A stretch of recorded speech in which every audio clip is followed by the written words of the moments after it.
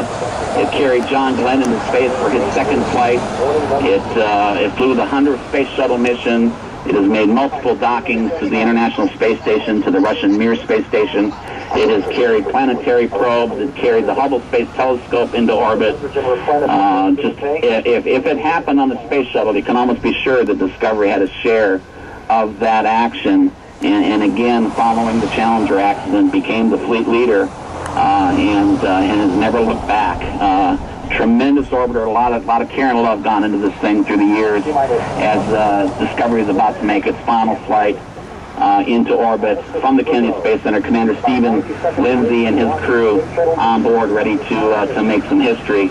We're now about a minute and a half away from launch, about a minute and 20 seconds away from the liftoff of Discovery.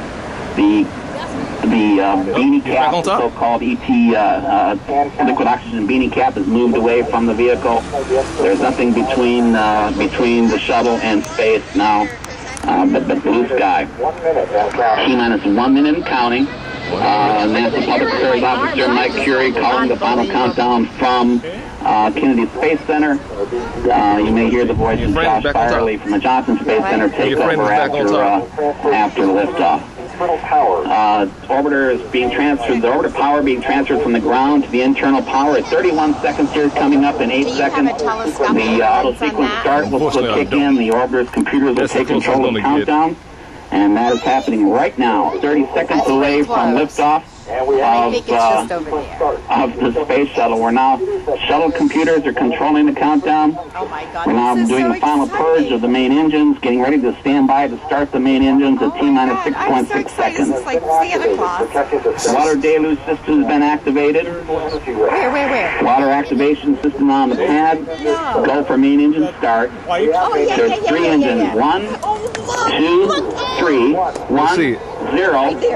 Booster ignition and liftoff of Space Shuttle Discovery. Discovery's final mission to the International Space Station now underway after liftoff from the Kennedy Space Center after an incredibly dramatic countdown to launch in the last 5 minutes.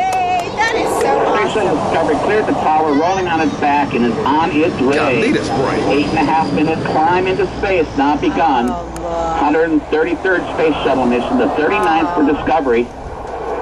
And it looks like it always does. Picture perfect. What an incredible view. Space Shuttle Discovery with 6 astronauts on board, making its final trip into space. Destined, after it's all said and done, for the Smithsonian Institution. Hard to believe that what's flying right now in another few months will become a museum piece, but that is the direction our nation has decided to go. And that's the direction that our space agency is supporting. Their friends and neighbors, thousands of them, work toward this moment.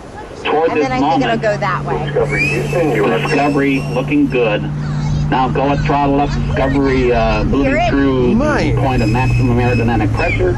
Moving through Mach 1. Acknowledging the call from Capcom Charlie Hoba as Discovery's 3 main engines throttle back up.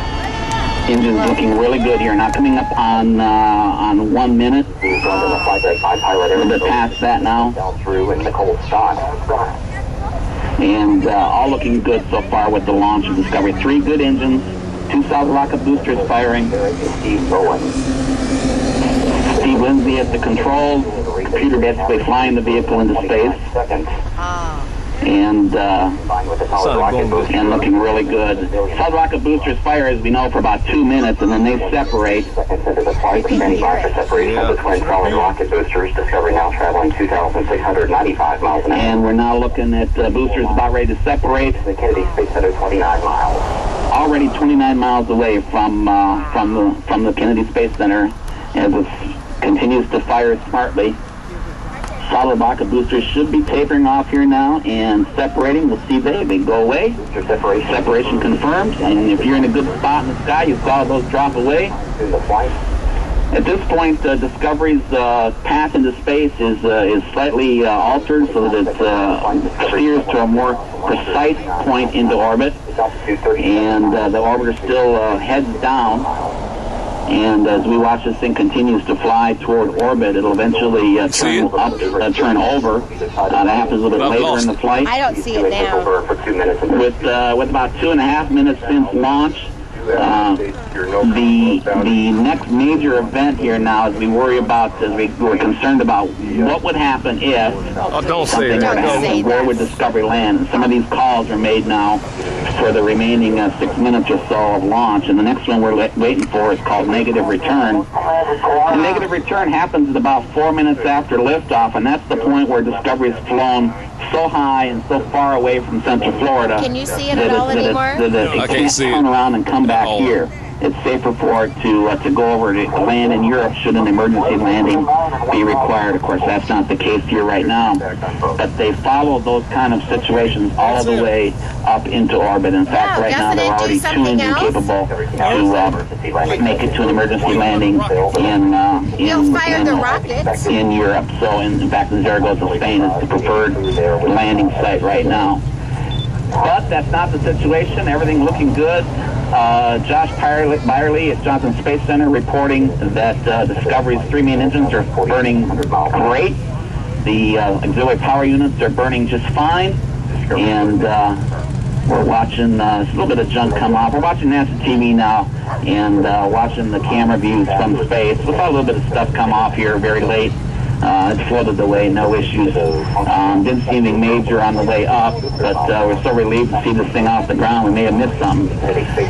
Discovery just sneaking in under the finishing line there, just 3 seconds before they would have run out of time. And that launch window, by the way, has everything to do with the amount of propellant and amount of energy it has available to it to reach the orbit that the space station is in.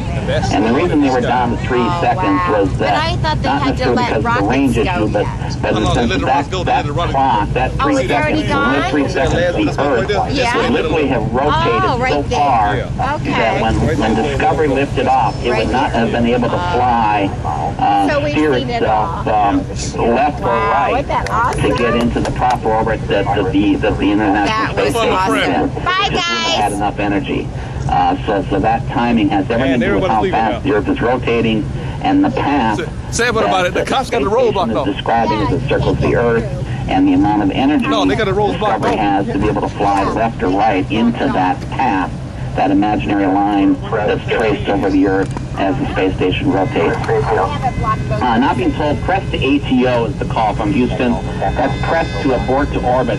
That's telling them that, and that's a great call, because that's telling them that if they have any problems with main engines or systems at this point, the safest, easiest thing for them to do is simply to limp up into orbit, and that is a safe place to be, believe it or not. It's a very stable place to be. It's getting there and getting back that's the hard part. But once they're up there, it's a relatively safe place to be. And they can assess the situation and see what they would need to do. Again, of course, that's not the issue. Everything's going fine.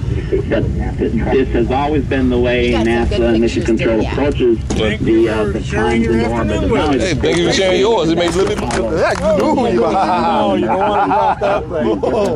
boundaries, they're called. What can you do with different phases of the flight? It was super fun, Jay. It was better with y'all. I know. And how do you get yourself out of a situation